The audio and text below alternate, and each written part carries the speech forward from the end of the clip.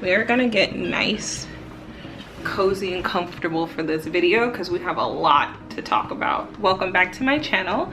I got a ton of questions on my project management video, and I promised you guys that I would talk about how I got here, career history, that whole thing, tips and tricks, education.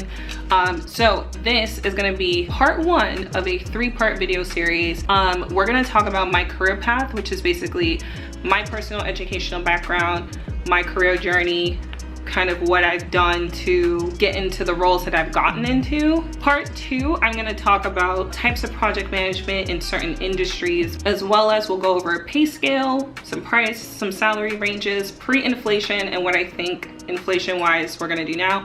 I'll give you some tips on like how to look for some of those jobs on LinkedIn specifically, since that's just my favorite platform to look for jobs, degrees and courses, and system and programs that will help you. And then in part 3, which I think is not talked about enough, is we're going to talk about what it is to be in those careers. And you know, we have office politics, we have remote work, we have different personalities that we work with and how to juggle it and manage that.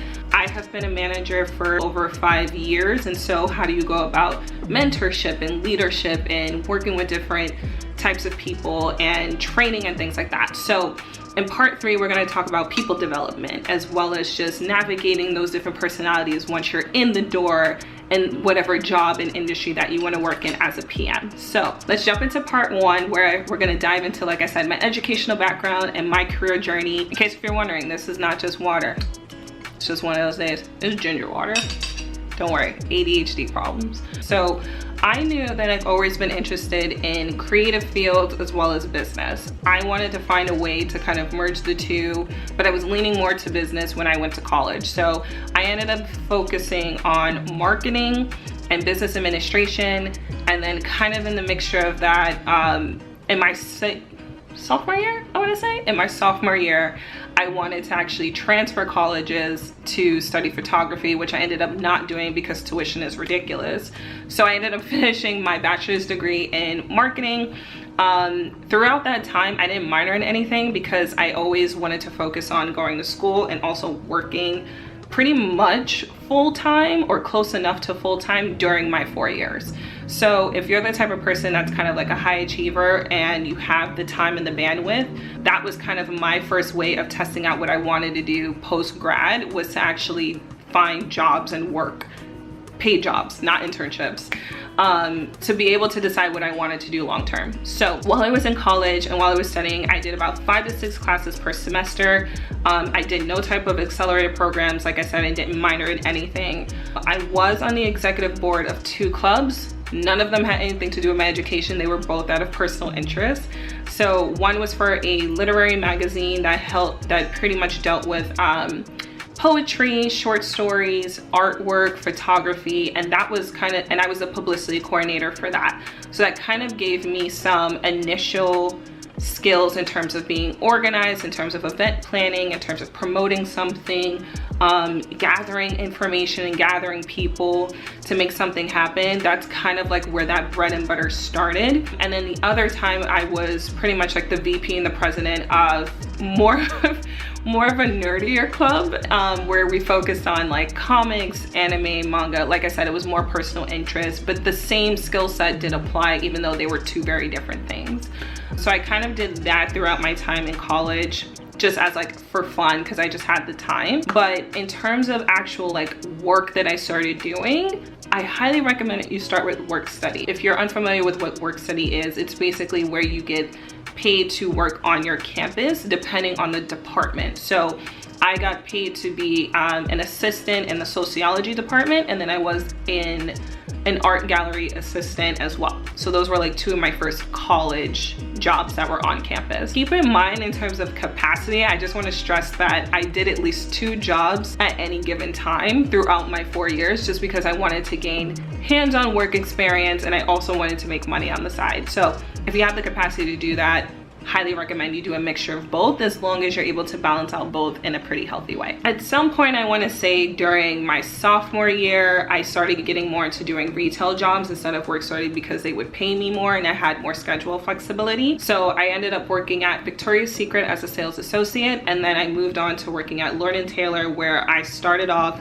as a seasonal associate selling fragrances. So I was a counter girl, and then I ended up being a kind of senior sales floor associate. So I sold handbags, sunglasses with a good friend of mine, menswear, women's clothing, shoes, you name it, I've touched it.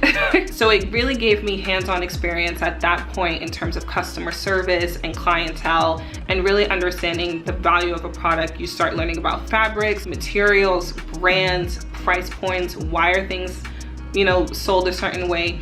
And then you're also learning about sales, which is where your numbers matter, your goals for the day. You start really, you know, contextualizing, if you care enough, like you start contextualizing why certain things are important in the retail industry. And I personally just found that super fascinating. I really enjoyed what I did, and I loved meeting new people. So if you wanted to like take those work study jobs, my extracurriculars in college, on top of my retail experience, that was already giving me kind of my baseline foundation of being able to build relationships with people, have conversations, being proactive in conversations, because you have to be comfortable walking up to people and interrupting their day to talk to them about something.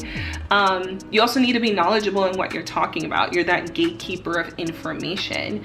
And you also need to be able to help out your team. You're working with other coworkers, you're working with your manager and your department head. And they all range in different levels of experience. So it helps you to understand that I am dealing with a ton of different people that somehow have the same goal, which is to sell product. And I think if you want to take anything away from that, the point of project management is you are the gatekeeper of information. You're in charge of timelines, you're in charge of setting the goals and following up with people, and those jobs kind of indirectly gave me the tools necessary to kind of build off of that pretty much. By the time I was done with Lord & Taylor, my last position there was an executive assistant, so that was just also still customer service related and also working with senior management. But that was also short-lived because I basically resigned a couple of months after graduation because we got to get big girl jobs and big girl money out there. So then let's fast forward to Shanice's first big girl job as a marketing assistant. I still wanted to stay within retail. Obviously I graduated now with a marketing degree, and so my brain was like, I'm going to be a marketer, but I wanted to do it in retail because I had all of this experience of what I was working with apparel and accessories. It just felt like a natural route for me to take. Became a marketing assistant at Uniqlo.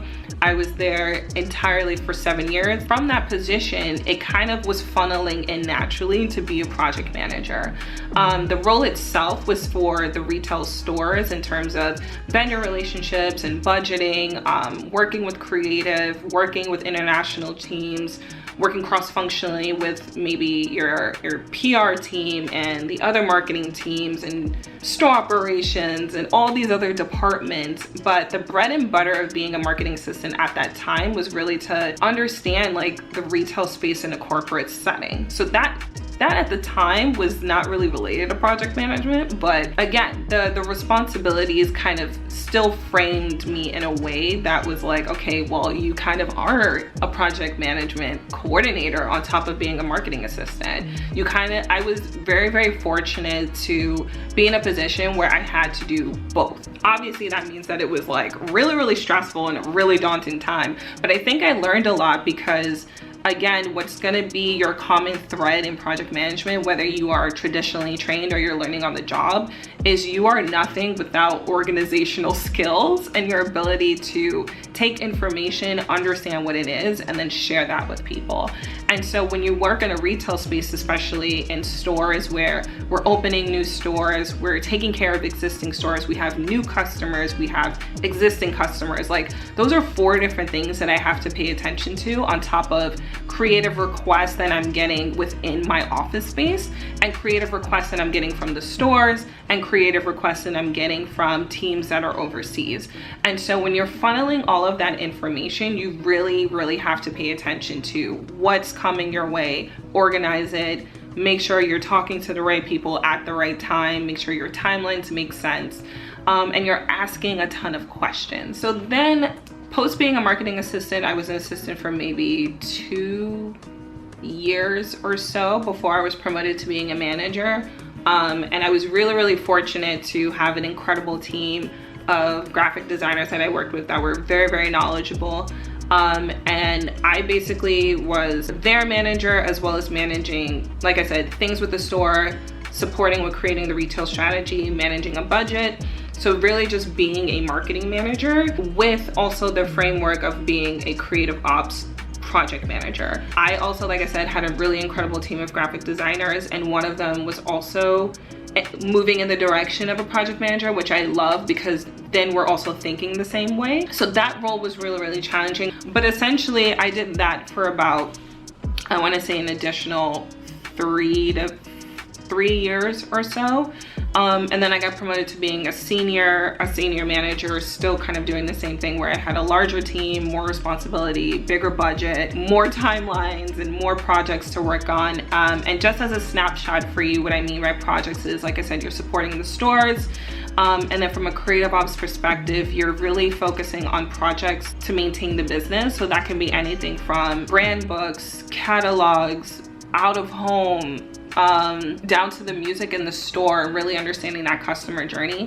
And then you're looking at processes and efficiencies. What are the forms that we're using? What programs are we using? What do we need to test and pilot? Are departments using the same thing? All of that was super important for me to understand and also advocate for, as well as being an advocate for my team and managing them, but then also advocating for the things that I wanted to do that would positively impact the business and the role that I had at the time. So post that, like I said, I've been working in retail for over 12 years now, I want to say. Like, I started touching retail in 2010. So it's been about 12 years.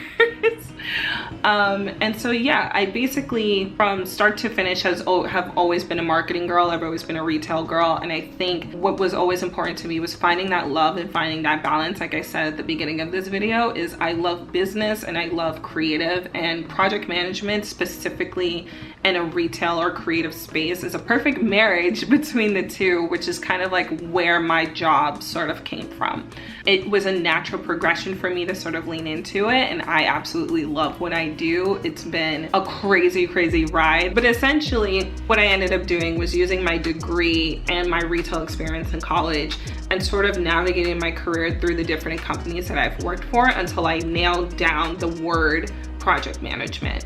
And so that goes to show you that you can work a certain type of job and project management can be built into it, or you can straight up just go into project management. But I think it's really important for you to use your degree and use your skills in a work setting and bring in that expertise into your project management role, because that's only going to make you a better PM. Didn't answer this question in this video, but I did ask you guys if you wanted to know my Starbucks order, and so I will put it here, and I will also put my holiday drink over here, just because.